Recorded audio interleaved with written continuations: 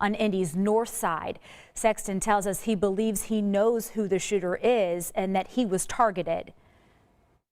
Last night it came to a head with me all of a sudden pulling up to a red light and seeing it in my blind spot on my driver's side. And he pulled a weapon, and in Sopranos they say you don't hear it. You're right, you don't hear it. I didn't hear anything. I felt glass. I felt glass on my face, on my ears, everything. Sexton sped away running through red lights, and that's when IMPD arrived. You may know Sexton. He's a local stand-up comedian and has been on the radio. He tells us he is worried for his life and for his parents' life. How you doing? It's me, Tony. Looking for a little relaxation. Wearing my Lucky shirt, and because I'm a million miler with Delta, got my own lane, Sky Priority.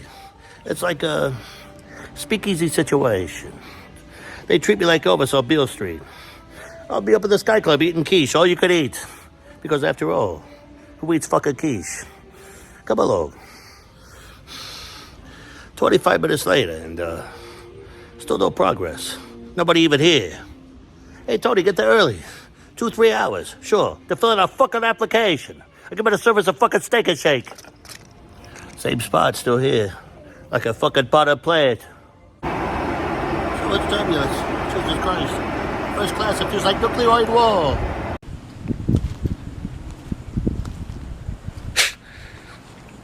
This is Donnie Baker with a public service announcement to never use a gift card at Great Clips. Look at this. I was this close to meeting Ronda Rousey's. We was going to win championship and have matching messy buns, but not now. I didn't even want them to use buzzers. And I tipped you too, Tanya. How do you mix up a 4-guard with a 2-guard unless you're Rick Pitino's and they're playing zone defense? I'll sue your ass. I walk out the door, it wasn't 2 minutes, people start handing me spare change. Look at this. I'm even brushing it down so much I'm going to give myself road rash. I got enough room up here for 2 Tyson tattoos. Used to have bangs like Tom Petty's. But not now. I look disturbed. People tell me to see my counselor and get bed rest. I ain't Brent Michaels neither. I'm on a fixed income. I can't afford a bandana to cover this. Did you see the one where the guy faked his death? An Irish amateur football team has issued an apology for falsely reporting that one of its players had died last week. Ballybrack FC was due to play Arklow Town, but the match was postponed after Ballybrack reported one of its players, Spaniard Fernando Nuno La Fuente, had died in a car crash.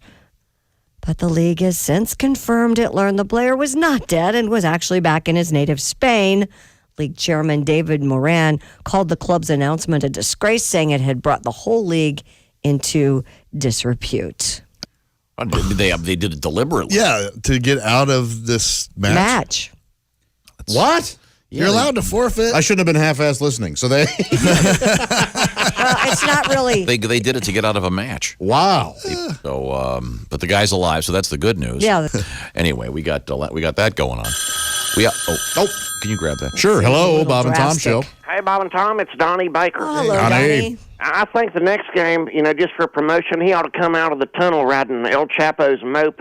I swear to God. That would Great. It'd sell out. I made up a lot of excuses to get out of stuff, but I ain't never faked somebody's death. Really? Yeah, that's pretty strong, yeah. There's this one kid in my small engine repair class, Jimmy Roberts.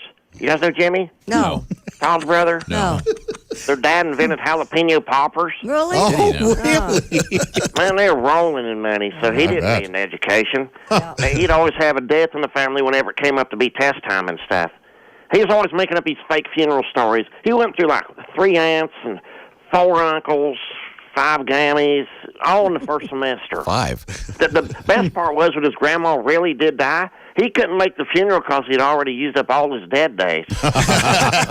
They keep a roster of them? I'll never forget, Tom, because our class got free catering, all-you-can-eat appetizers. Oh, nice. I'll say it like this. I'm about to fake my own death right now to get out of this relationship I'm in. Uh-oh. What's that? Hey, Josh and Todd, you guys ever date a single mom? Oh, yeah. Yeah.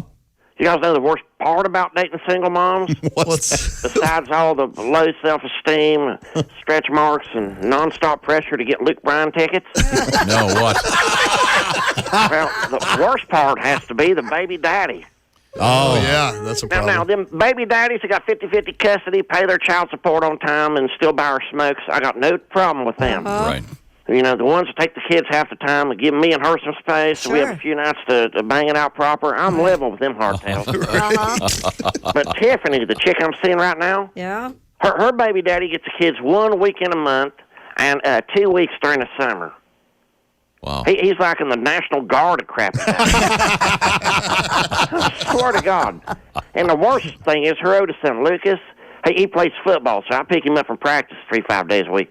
Go to all his games, sit out in the rain during, when it snows. I endure all the elements. Then, of course, when his team makes it to states, his biblical dad shows up for the championship. Biological. Claiming all the glory. Really? Of course, the championship game's indoors, plenty of cover. They got heat. Yeah, where was you, dude, when it was snowing Friday night before? And even my hot chocolate had frostbite in it. Swear to God. And he uses the game screaming, "That's my boy, that's my boy." Well, if that's your boy, why'd I have to go into my wallet to shell out my money for his mouth guard and Kodiak dip? Bob and Tom, when I first started with Bob and Tom, I would do celebrity impressions. It was Dr. Phil, and then I had an original character, Floyd the Trucker. Love Floyd. Were basically the only two that I had at that time. So I wanted to have a character that, when the phone rang, people couldn't tell if it was a real caller, as opposed to one of the cast members on Bob and Tom calling in. So I wanted Donnie, I wanted that realism to... Now, was that a request made by Tom, or did you just think, I want to be able to do it? Yeah, I had been there long enough. I finally had found my comfort level where I wanted to try something new. Matter of fact, it was so long ago, Bob had been off to his honeymoon. And so my first phone call went really well. And Tom goes, "Man, I like whatever you did. We liked it.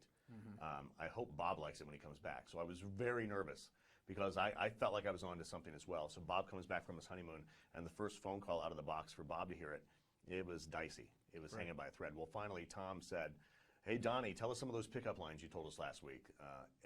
Help Bob out, since he can't use them anymore. He's married." And so Tom saved it, in my opinion. Yeah. Tom saved it because he reintroduced a bit that worked really well the week before, and so I was able to go into some of those same lines. But Donnie himself, is that based on somebody that you knew? Where did he come from? It's a combination of people. It's based off of a couple of friends I went to high school with. I have a friend of mine, Joe Emmert, that would say, "I swear to God," all the time. And he was he was never aware of how often he said it. Yeah. Kind of picked up on that from Joe. He was always the guy, the friend of ours that always had a boat. If you had to sell a boat, "Hey, Joe, can I put my boat in your yard?" "Yeah, man, bring it over, man. Swear to God you can." So it was kind of based off, though, the boat and the swear to God was kind of based off of that. But then Donnie was always that kid I was afraid of in high school. That we called him hoods when I was in high school. Yeah. That hood, that, man, don't look that hood in the eye, man. He's gonna pop you. So I think part of it was just my disdain of just always being leery of those hoods in school. That I was like, oh man, I don't want to tick off that guy in the jean jacket and the Leonard Skinner T-shirt because he's a rebel. And Hey man, this is Donnie Baker, the Bastard Maker. As you can see, I'm in Nashville. And the fact remains, I've always sort of had like a love-hate relationship with Music City. I swear to God, country music gives me road rage regular. I've never understood it. It's always about boots and hats and kicking up dust. Man, if I cared about hats and boots and kicking up dust, I'd just go back to working construction. Second and foremost, why does every country song have to have a message in it? I swear to God. It's like fortune cookies. There's always a message. And 2 bars in, I'm like, oh, is this going to be on the test? You ain't got to worry about that with Molly Hatchet or Leonard Skinner's. Hell, Give Me 3 Steps is as hard as it gets. But then country music surprised me. Their newest son is Jelly Roll. And he's anything close to country. First off, he's bigger than Blues Traveler. He gets on stage in a pair of Crocs, short pants, and FUBU shorts. He's all tatted up, got piercings. Looks like Post Malone busted a nut on his face. And yet he runs away with them CMT awards. I swear to God. But then today I go to this thing called Backstage. It's a Nashville writer show. All these writers writing about their new tapes and what inspired them. And this one chick, fire-ass hot, named Abby Anderson. She's going to open for Stevie Nicks. She's got a tape called Make Him Wait. Make Him Wait. It's basically, make him wait about not putting out too soon. Make him wait. Give him a stiff arm. Keep him at third base. Just dry hump forever. Make him wait. Make him wait.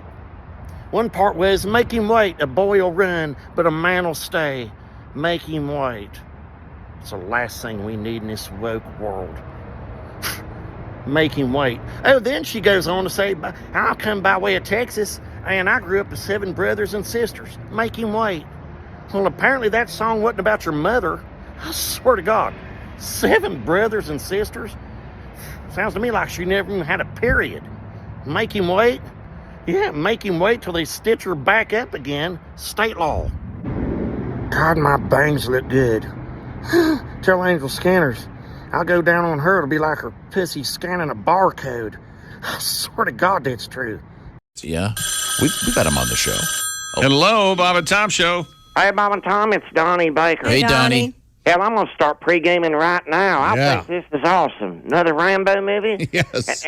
I can't believe they even talked Rocky into making another Rambo movie. Yeah. Hell, 1 or 2 more and he'll have the record beat Star Wars. You think the winning heavyweight title would be enough, you know? But not for Rocky Balboa. What's a movie? If you think about it, he's probably the most successful boxer of all time, and not just in the ring. He's a good actor.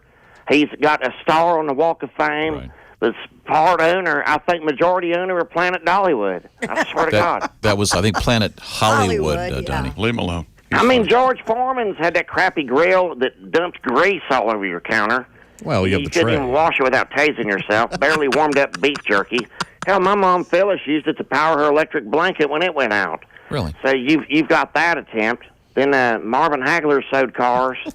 Larry Holmes sewed meat out of his trunk for about 10 years. But other than that, can you name one other boxer who's made it big out of the ring other than Rocky? You know, the George Foreman Grill is still a Pretty huge success, successful. and I think that Yeah. isn't Planet Hollywood closed? Yeah, Didn't they're they shut done, them yeah. all down? Okay. Hell, even Mike Tyson's biggest venture outside of the ring was just, raising pigeons and marrying Robin Quivers. You got to give it to Rocky. Wrong, Robin. 71 years old. Hell, he's held up better than everybody. If you think about it, most boxers as old as Rocky still can't even form sentences good. But the fact remains, Yep. you can still, to this day, make out about 32% of what's coming out of his mouth. Yeah, Now, that's the last Rocky movie was good, and that surprised me. I'd have lost money because I thought it was cool. He brought back, remember, Spider Rico to work minimum wage in his restaurant, Yes. which was ironic because when they first met, they each made $12 for beating the hell out of each That's other. right. You divide that by 15 rounds, that's more than a nurse's wage. But they've got to be, they got to be out of ideals for another Rocky script, unless they start doing pornos or something. Well, this is Rocky Rambo. 12 and a half, featuring Apollo Seed or some. As much as I like him Rambos, I ain't sure they should even make another one now. Like you, Tom. I mean, 71's a little old for him to be running through the jungle fighting a Viet Cong again. right. And good luck at that age being a homeless drifter hitchhiking, too. If hitchhiking ain't hard enough. Hey, look, it's Rambo on his rascal. I swear to God. What are they going to do? Call this one Rambo First Blood in my stool. Just saying. I'm just saying. You know you thought the same. I bet you the whole movie is just Rambo going in for a colonoscopy or a prostate exam. Mm-hmm. And ain't nobody wants to see that. The whole kitchen and capital, especially in IMAX 3D. Yeah, No. you're right. Swear to God. And the whole time Rocky's, trying to fight the doctors and nurses so he can get back to the jungle and change the diapers on Brian Dennehy again. What if the whole movie is just Rocky in a nursing home? Can you imagine? He's calling out Bingo, all weathered in the face, looking more like Mickey each and every day, just bored with life. And, Yo, Adrian, I said B13, not B30. Donnie, that was great. Donnie, That was pretty good. Donnie, that was incredible. hey, Chet, can I get a tape of that? You sure can. Even more spice is what the Colonel invented first time around. It's what I enjoy eating regular. And today, we're just out of it. Why's come you're just out of it? That reminds me of the time I went to Hardee's and I ordered biscuits and gravy in drive-thru. And I said, I want an extra biscuit. And he's like, we can't do that. Why's come you can't just add an extra biscuit? He's like, it ain't in our system. I said, you just can't do a good deed and put an extra biscuit in a bag. He's like, you drive up here and pay me under a table, I'll hook you up. I said, I ain't buying your biscuits on the black market. I'm on probation. What if it's a sting operation? I ain't pulling up and meeting Chris Hansen. I swear to God. And then he's like, sorry, sir, your order's timed out. You're going to drive back around. I said, you know how I was getting this boat through the drive-through the first time, let alone running laps?